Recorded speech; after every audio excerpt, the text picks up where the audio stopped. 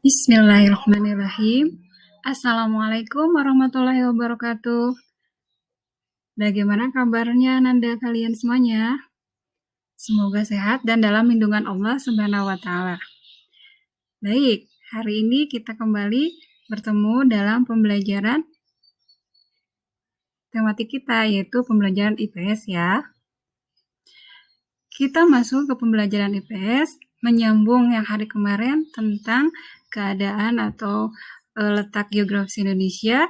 Sekarang kita akan membahas tentang keadaan alam secara fisik wilayah di Indonesia. Siap ya? Keadaan alam Indonesia dapat dikelompokkan menjadi dua bagian, yaitu keadaan flora dan fauna dan keadaan fisik wilayah. Yang akan kita bahas kali ini adalah keadaan fisik wilayah. Nah, keadaan fisik wilayah ini terdiri dari keadaan iklim dan keadaan bentuk permukaan bumi atau ketampakan alam yang akan menentukan jenis tanahnya nanti.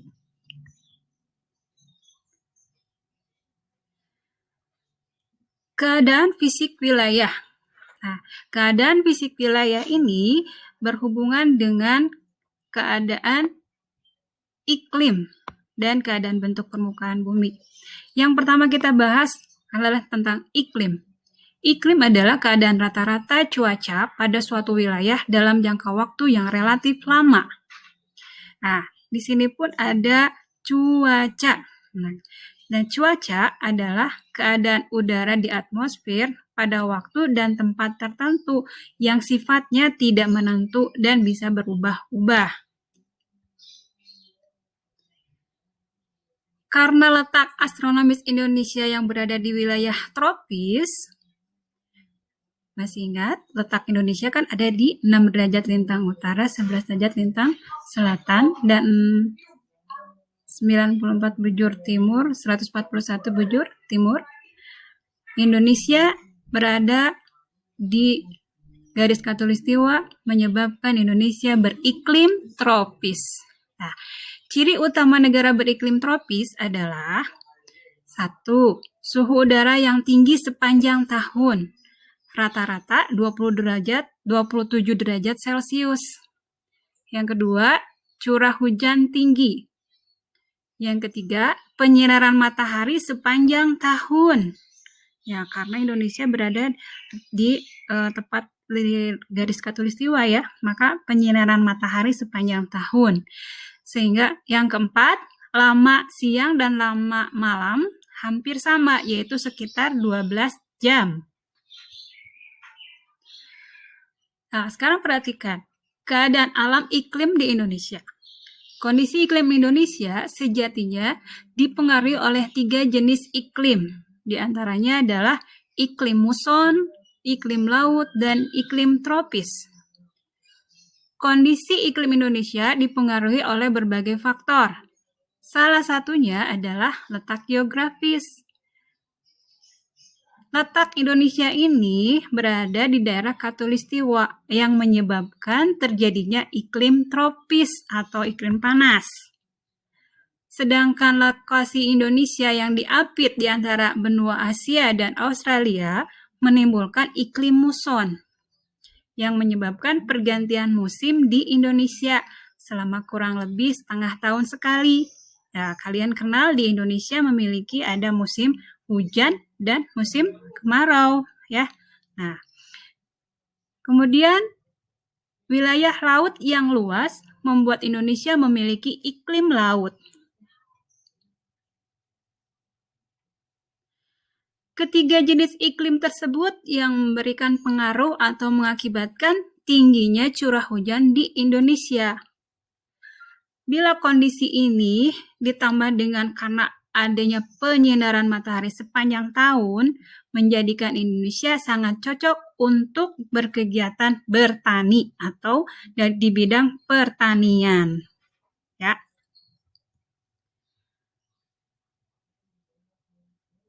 Selanjutnya, kita akan bahas tentang kenampakan alamnya. Nah, kenampakan alam adalah sebuah bentang alam yang terjadi dengan sendirinya. Contoh, ada gunung, danau, teluk, ya. Dan kenampakan alam ada juga kenampakan buatan. Nah, kalau kenampakan buatan adalah yang dibuat manusia untuk kepentingan tertentu. Contohnya ada jalan raya, ada sawah, waduk, ya. Nah, kalian tahu tuh? Kita lihat sekarang penampakan alam. Yang pertama ada pegunungan. Pegunungan merupakan rangkaian gunung yang sambung menyambung satu sama lain, mempunyai ketinggian lebih dari 1.500 meter di atas permukaan laut, ya, APL. Contohnya pegunungan Bukit Barisan di Sumatera. Ya, di Sumatera itu berjejer di Pulau Sumatera tuh, hampir berjejer berbaris, maka disebutnya Bukit Barisan di Sumatera. Kemudian ada pegunungan Dieng di Jawa. Kemudian ada pegunungan Kapuas di Kalimantan. Yang kedua adalah dataran tinggi. Dataran tinggi adalah daratan yang terletak pada ketinggian lebih dari 600 meter APL atas permukaan laut, di atas permukaan laut. Contoh dataran tinggi Priangan di Jawa Barat. Dataran tinggi Brastagi di Sumatera. Berikutnya adalah kenampakan alam dataran rendah. Dataran rendah adalah daerah yang memiliki ketinggian antara 0 sampai 200 meter di atas permukaan laut. Dataran rendah sangat luas, ada di Pulau Sumatera, ada di Kalimantan Selatan, di bagian tenggara dan di bagian barat pun ada. Dan ada di daerah Papua bagian selatan. Nah, berikutnya ada pantai. Pantai adalah wilayah perbatasan antara daratan dan perairan. Pantai itu ada yang landai, ada yang curam. Oke. Contoh pantai, pasti sudah kenal kalian ya, sudah sering mungkin main ke sana. Pantai yang terkenal di Jawa Barat, iya, Pantai Pangandaran.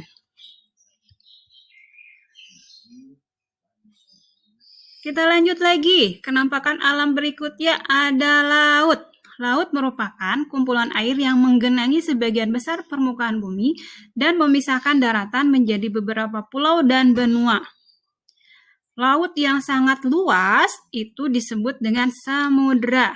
Nah, kita kenal ada samudra Indonesia atau Hindia dan ada samudra Pasifik. Nah, berarti itu laut yang sangat luas, ya. Nah, yang berikutnya adalah teluk. Teluk adalah bagian laut yang menjorok ke daratan. Pantai di teluk berbentuk melengkung hampir mengitari perairan laut. Nah, jadi membentuk ke daratan ya. Contoh di Indonesia ada Teluk Bone, ada Teluk Tomini ya, letaknya di Sulawesi. Ada Teluk Cendrawasih di Papua. Oke. Berikutnya ada sungai. Sungai adalah aliran air yang besar berada di wilayah daratan. Hulu sungai terdapat di dataran tinggi atau gunung dan bermuara di laut atau di danau. Ya, di hulunya di atas, muaranya di laut atau di danau. Sungai terpanjang di Indonesia yang terkenal adalah di Sungai Kapuas Besar yang berada di Kalimantan. Berikutnya ada danau.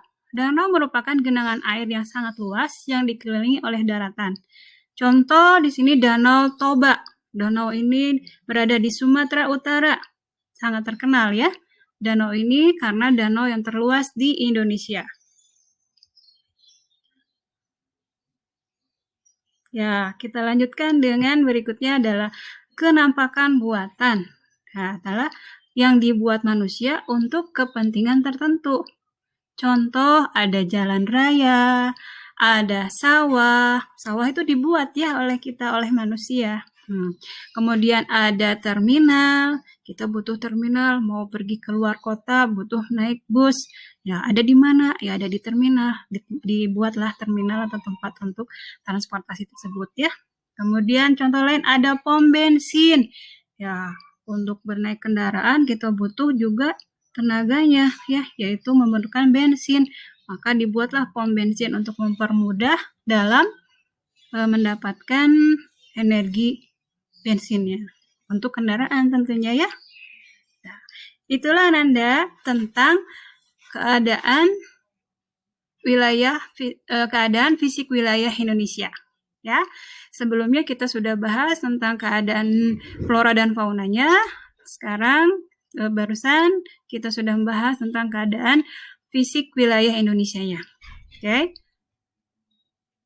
Bisa dipahami ya? Baik. Sekarang selanjutnya ada tugas. Silakan Anda kerjakan tugasnya di buku latihannya. Sertakan nama dan tanggal kalian ya.